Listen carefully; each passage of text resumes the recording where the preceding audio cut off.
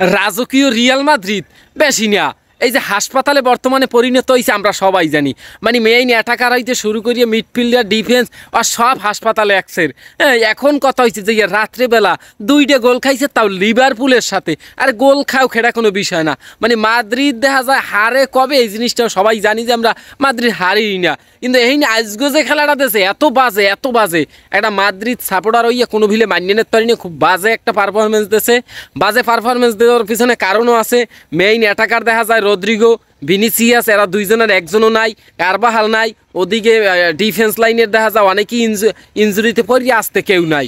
মানে মূল কথা হয়েছে যে আজগো যে বাজে পারফরমেন্স দিয়েছে, আপনি চিন্তা করেন মাদ্রিদের বিপক্ষে আমি কোনো ম্যাচে দেখিনি যে 17টা মানে শট করে গোলবারে।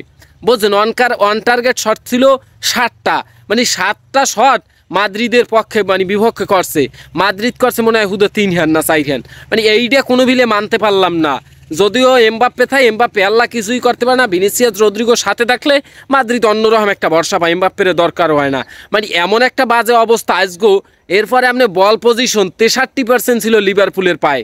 তাইলে বোঝেন যে আসলে রিয়াল মাদ্রিদ কতটা বাজে খেলছে, কতটা খারাপ খেলছে।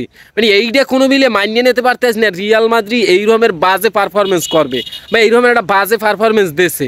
মানে এইটা যদিও মানিয়ে নেওয়ার মতো না, কিন্তু সব কথার মূল কথা হয়েছে যে এইটা রিয়াল মাদ্রিদ। এবং চ্যাম্পিয়ন্স লিগের বর্তমান যদি আপনারা পয়েন্ট টেবিলটা দেখেন, রিয়াল মাদ্রিদ চলে গেছে হইলে নাম্বার 24-এ। এবং আপনি চিন্তা করেন যদি চ্যাম্পিয়ন্স লিগের দ্বিতীয় অপশনে দ্বিতীয় রাউন্ডে যাইতে হয়, তাইলে এই 24 জনই কিন্তু 24টা দলে অংশগ্রহণ করবে। এবং সেই 24 নাম্বার দলটাই হয়েছে বর্তমানে রিয়াল মাদ্রিদ। তাইলে 24 নাম্বারতে অবশ্যই ঘুরিয়ে দাঁড়াইবে, এবং ঘুরিয়ে দাঁড়াইবে না খালি, হয়তো পয়েন্ট টেবিলের 210-এর মধ্যে চলে যাইবে। হাতে আছে মনে হয় আরও 3টে ম্যাচ, তাহলে 3টা হার জেতা লাগবে। তাহলে 3-3-এ 9 পয়েন্ট, ওকুলে আছে 6 পয়েন্ট, 15 পয়েন্ট হয়ে যাইবে।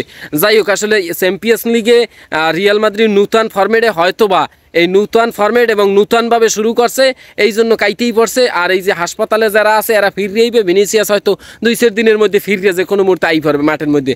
ভিনি এবং রদ্রিগো একই সাথে মাঠের মধ্যে আইবে। আইয়া দুইজনে দেখা যায় চমৎকার কায়দা আবার ওই রিয়াল মাদ্রিদে ঘুরেই হেলাইবে। রিয়াল মাদ্রিদ আমরা জানি সবসময় দেখা যায় এরা রাজকীয় মাদ্রিদ, এরা সবসময় জেতে। মানে হারার নামটা এরা ভুলিয়ে যায়, কিন্তু তারপরে দেখা যায় বাজে পারফরমেন্স তাদের দেখা যায় অবস্থা একটু খারাপ যাইতেছে। যেমন বার্সেলোনা কিন্তু বরাবর দেখেইছি এই যে বিগত কয়েকটা ম্যাচ খুব সুন্দর খেলছে, কিন্তু লাস্টে আইয়ে দেখেন 2টা ম্যাচ কিন্তু খুব বাজে খেলছে। হয়তো রিয়াল মাদ্রিদ অবস্থাটা এরকমের। যাই হোক, রিয়াল মাদ্রিদ লোক এক্সের দোয়া শুভকামনা থাকবে। আর আমের এখনও যারা কালাবাই পেজটাকে ফলো দেন নাই, ফলো দিয়ে পাশে থাকবেন। এরকমের দেখা যায় খেলা হইতে শুরু করে বরিশালের বিভিন্ন আকর্ষণীয় দর্শনীয় সুন্দর সুন্দর স্থানগুলো অবশ্যই পরবর্তীতে ভিডিও আকারে আমের মধ্যে তুলে লইম আমি কালাবাই।